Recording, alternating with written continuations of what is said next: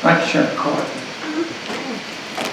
Gentlemen, you're talking about in August, 1 year ago, this week, in fact, CDC released data showing that COVID-19 was the only cause mentioned in just 6% of deaths up to that time.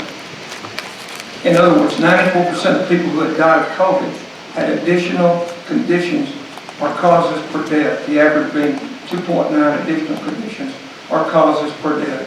Some of the most common were diabetes, cardiovascular, and obesity. You think we should regulate those and put those exemptions in there?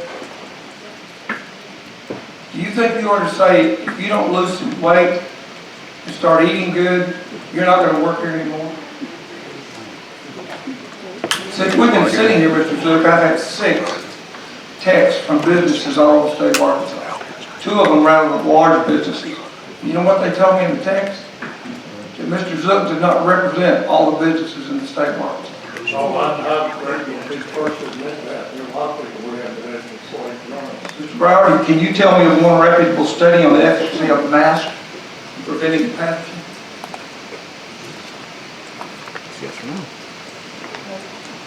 I can't quote it, but there That's because there are studies out there that show that wearing even the paper surgical style mask prevents me from passing droplets when I breathe or when I cough on towards you. Yes, those studies do exist. I just don't have one at my fingertips. The only mask that has any efficacy at all is the N95 with the respirator. Most people do not use those. Kids wear handkerchiefs around their face. In fact, I saw some coming in here today. Those masks are very ineffective in preventing a pathogen. Let me ask you, gentlemen, one more question, then I'm done. Is any of you, if either one of you, you represent all these businesses, Mr. Zook? Mr. Brower, you represent Tyson's, largest meat producer in the United States. Have any of you, or your companies, or your organizations made a statement, or come out with a statement on what's happening at our southern border? When we have hundreds of thousands, if not millions, coming across that border that are positive for COVID, that are not, many are not tested, none are vaccinated, and they're carried to the interior of the United States. If either one of your companies come out and said anything about the dangers or the crisis that's happening down there? We're in communication daily, Senator, with our congressional delegation and other agencies. Why can't you make a statement on your own? I'll make a statement all day long, but you know that $5 we get cut off at Starbucks usually.